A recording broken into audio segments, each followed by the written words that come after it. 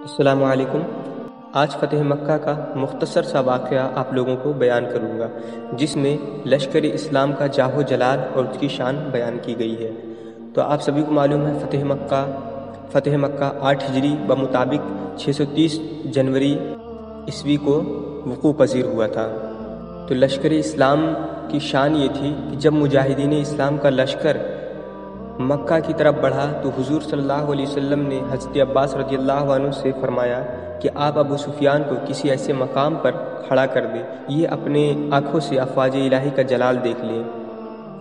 چنانچہ جہاں راستہ کچھ تنگ تھا، ایک بلند جگہ پر حضرت عباس رضی اللہ عنہ نے ابو سفیان کو کھڑا کر دیا۔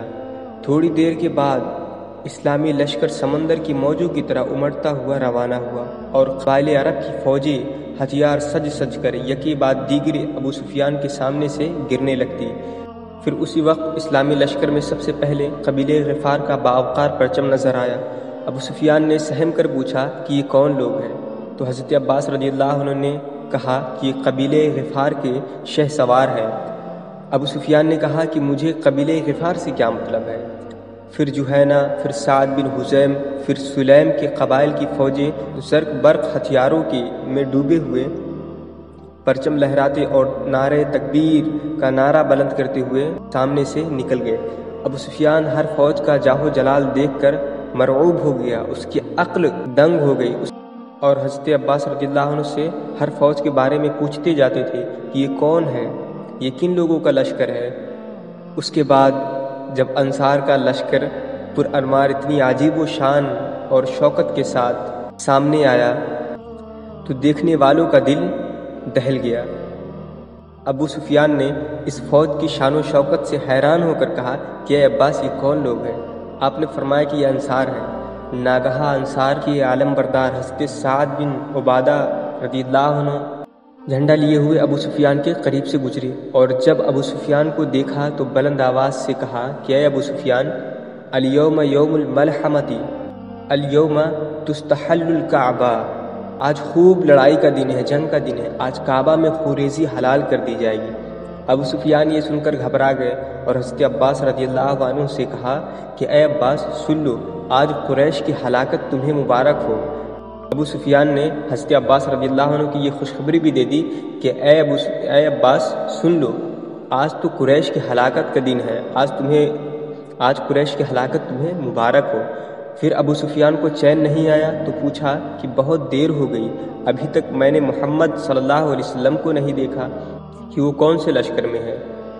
اتنے میں حضور صلی اللہ علیہ وسلم پرچم نبوت کے سائے میں اپنے نورانی لشکر کے ہمراہ پیغمبرانہ جاہ و جلال کے ساتھ نمودار ہوئے۔ ابو سفیان نے جب شہنشاہ کونین کو دیکھا تو چلا کر کہا کہ اے حضور، کیا آپ نے سنا کہ سعد بن عبادہ کیا کہتے ہوئے گئے ہیں؟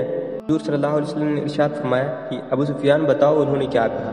ابو سفیان بولے کہ انہوں نے یہ کہا ہے کہ آج کعبہ حلال کر دیا جائے گا۔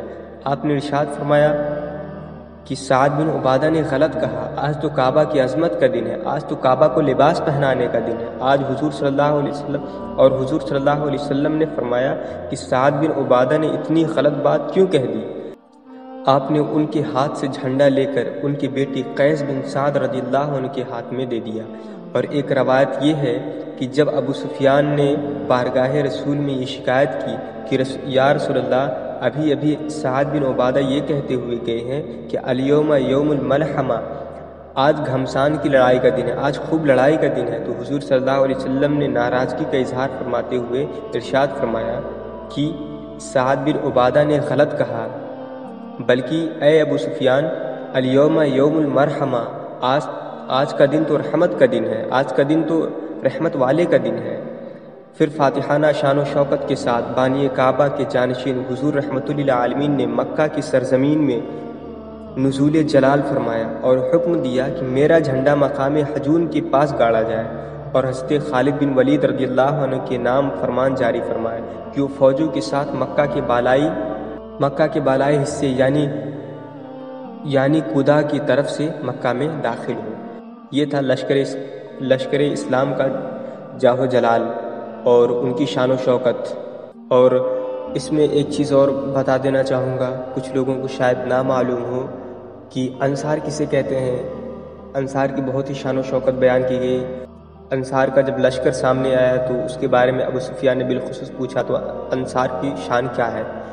ویسے تو تمام صحابہ کی مثال لانا مشکل ہے اور تمام لشکر کی مثال لانا مشکل ہے، لیکن انصار وہ تھے کہ جب حضور صلی اللہ علیہ وسلم مکہ سے مدینہ ہجرت کر کے گئے تو جن لوگوں نے حضور صلی اللہ علیہ وسلم کو اپنے یہاں رکھا اور حضور صلی اللہ علیہ وسلم کے قدموں میں گر کر کے مسلمان ہوئے، وہ لوگ انصار کہلاتے ہیں۔ جو حضور صلی اللہ علیہ وسلم کے ساتھ کھڑے رہے شانہ بشانہ ملا کر، وہ انصار کہلاتے ہیں۔ السلام علیکم۔